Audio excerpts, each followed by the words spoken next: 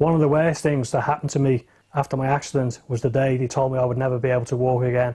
It was horrendous, devastating. If you take risks on site, it might be you next.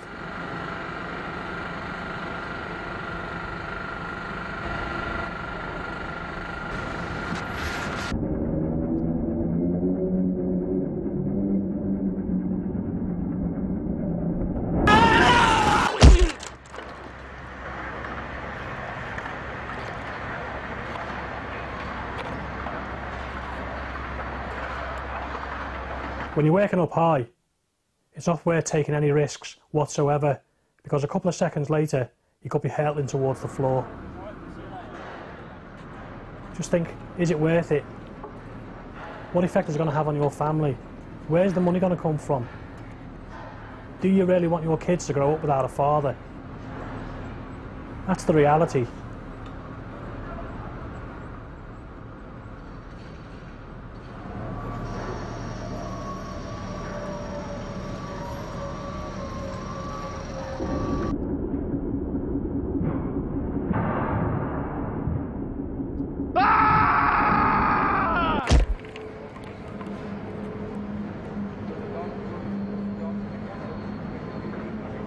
Don't take risks. It's just not worth it. It goes without saying that working at heights is a dangerous business and should be taken very seriously. Now and again, we all have to work at heights, up on scaffolds, on platforms, and working up ladders. But have you ever stopped to think whether you really need to be working at heights? A lot of the time you probably don't. You'd be surprised. Have a think about it next time. If you don't really need to, find another way. Scaffolds and tower scaffolds.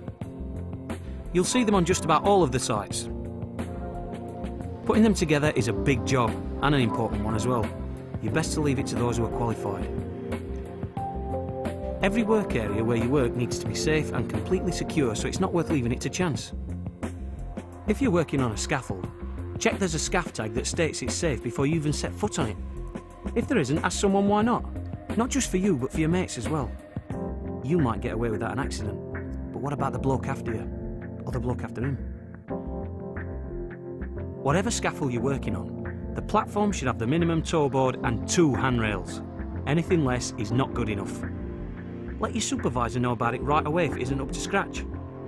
Alterations to any part of the scaffold must only be done by someone who is trained and competent to do so. Same goes for tower scaffolds. Accept nothing less than total safety when you're at work. Ladders are something we probably use all the time, but do we really need to? A lot of the time we reach for the ladder to do work we'd be better off doing some other way, or maybe by someone better qualified for the job. There's no point in putting yourself at risk if you don't have to. If you do use a ladder, make sure you know how to use it correctly. Ask yourself a few questions. Have you made it safe to use? Is it long enough for the task? Do you need someone to help you? It's more than likely some of you have worked on MUPs, or mobile elevated working platforms. If you have, or if you're going to, you must be trained and competent to operate them. One thing you can do is make sure you're using your harness according to the manufacturer's recommendations. It's a simple thing to do, but it can make a big difference. As well as looking out for yourself and your mates, you need to make sure everyone on site is safe, especially when you're working up on a MUP, where you could be dropping tools or materials over another work area. Your best bet is to make sure you cordon off a work area before you start. On some sites you might work with a safety net. It's another precaution that's taken as a further level of safety, and any extra protection has got to be a good thing. Again, just keep in mind that the net should only be put together by those who are competent.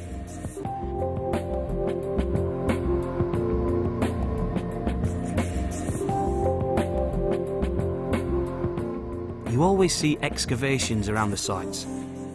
They're part and parcel of the work that goes on around the project. Any excavation should be properly protected with barriers and safety observed when working or moving around them. Excavations are potentially very hazardous, with severe drops and pits containing rebar and other very dangerous materials. Safety harnesses should be a last resort of protection when working at height, but if you do need to wear a harness, Make sure you've been fully trained.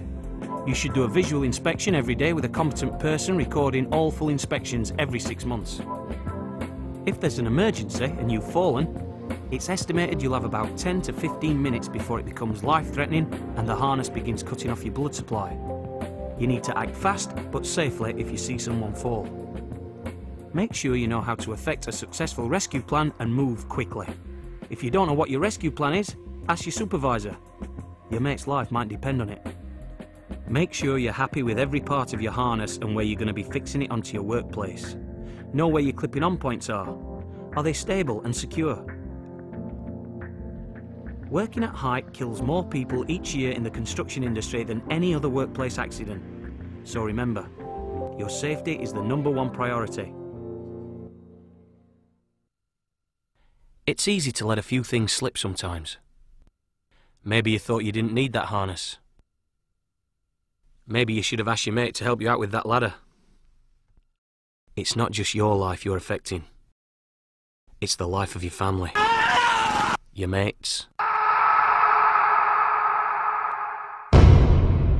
Don't take the risk.